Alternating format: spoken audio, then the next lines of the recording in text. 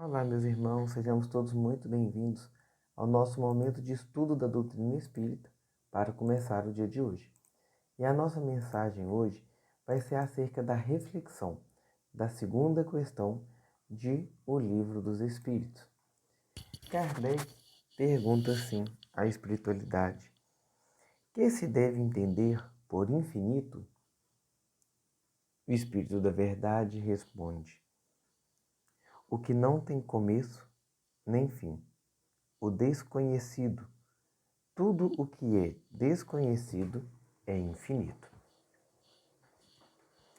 Com uma resposta simples, a gente pode fazer algumas reflexões sobre ela, nos levando a uma profundidade muitas vezes maior, porque Kardec inicia, tanto na introdução do Livro dos Espíritos, quanto durante o próprio percurso das mais de 1000 perguntas, trazendo conceitos para que fique mais fácil de nós entendermos a sabedoria espiritual, as mensagens dos Espíritos e as leis de Deus à humanidade.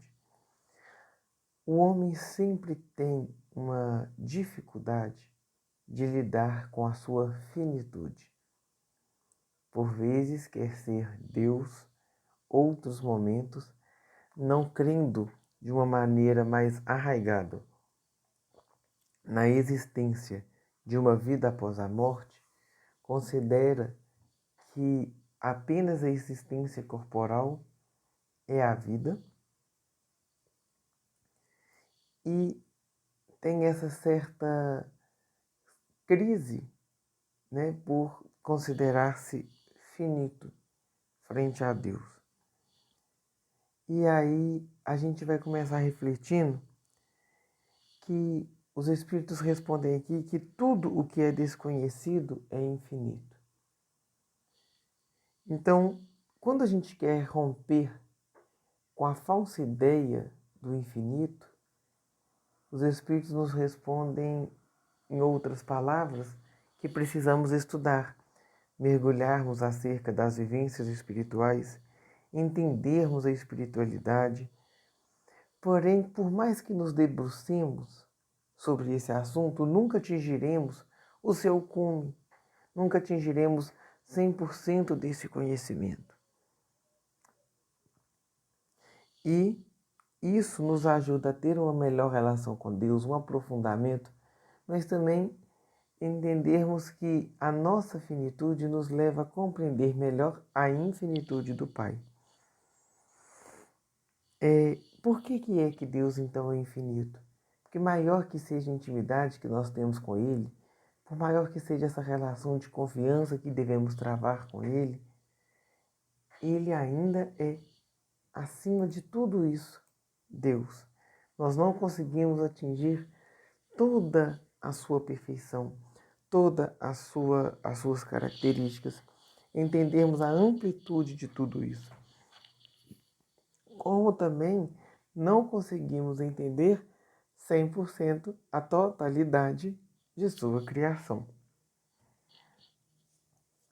O espírito de Miramês, então, vai trazer algumas questões para nos ajudar a refletir.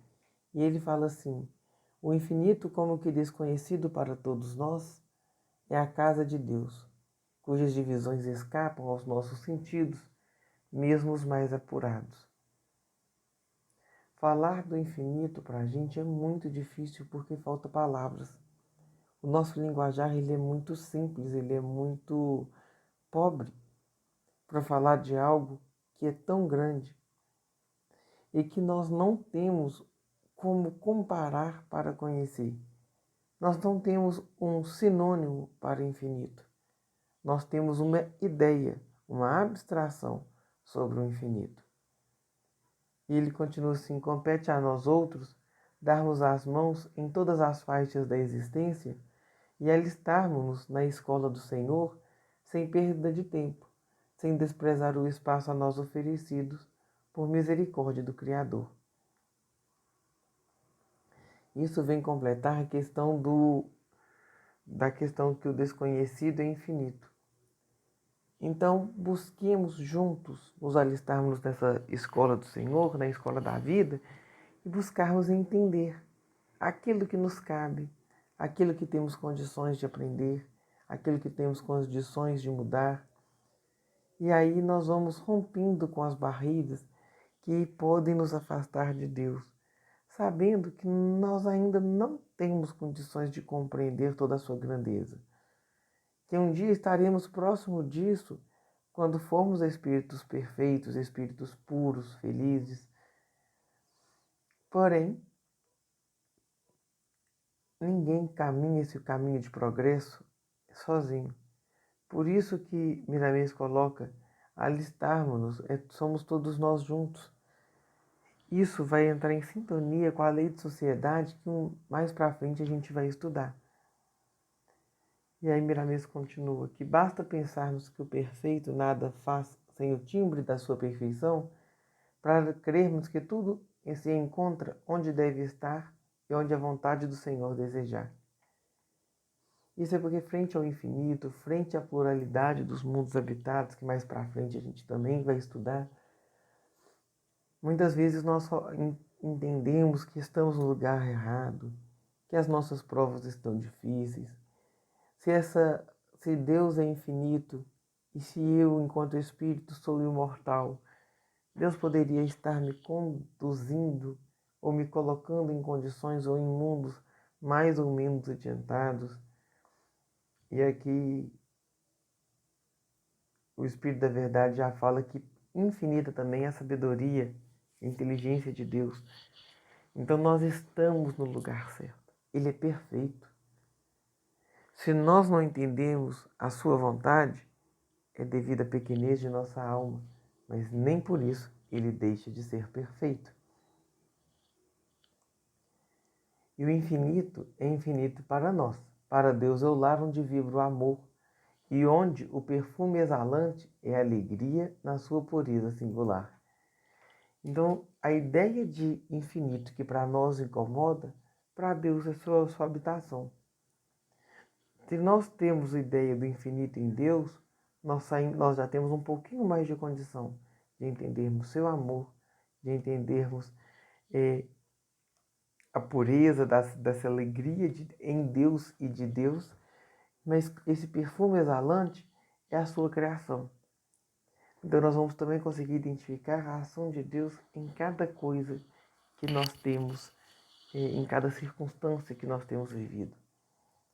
E por fim, para que essa ideia de infinito não nos incomode, mas nos leve à reflexão, à meditação, ao encontro com esse Deus que tem em uma de suas características essa infinitude, nós temos aí uma proposta de Miramês. E essa proposta é assim: quem deixa para depois o conhecimento de si mesmo e tenta a sabedoria exterior, desconhece a verdadeira porta da felicidade. Cada espírito é um mundo, um universo em miniatura, onde mora Deus e vibram todas as suas leis, em ação compatível com o tamanho da individualidade. Assim, para entender o infinito da criação, necessário se faz começar a entender o infinito da alma. Ou seja, é necessário começar por nós. Entendermos toda a complexidade que temos, toda a maravilha que somos. Percebermos a ação de Deus em nosso interior. Acharmos essa centelha sagrada e divina que Ele coloca em nós como obra de sua criação e como fruto de seu amor. Porque quando entendermos, compreendermos melhor esse complexo mundo que somos, então nós vamos poder olhar para fora e perceber muito mais nitidamente a ação de Deus em tudo o que nos toca nessa encarnação e na vida espiritual. Então, aqui fica o desafio para hoje. Começa a perceber quem você é. Tire um momento do seu dia e reflita quais são as suas principais características. Se necessário, pergunte a pessoas que você confia muito e das quais você sabe que falaria de suas virtudes e de suas sombras com o amor e respeito devido a você, que é obra de Deus e amado por Ele. As suas virtudes serão alvo de uma oração de gratidão. E com isso, você se organizará para potencializar suas virtudes. E aos seus momentos de sombra, os seus defeitos, você vai planejar uma ação para as sombras encontradas que ajudará a começar o processo de rompimento desse vício da alma. E você vai se esforçar muito para continuar pela disciplina a exercer essa mudança de atitude. Uma hora, essa disciplina se tornará hábito.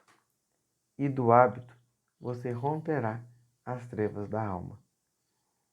Meus irmãos, fiquem todos em paz e que tenhamos nós um bom dia.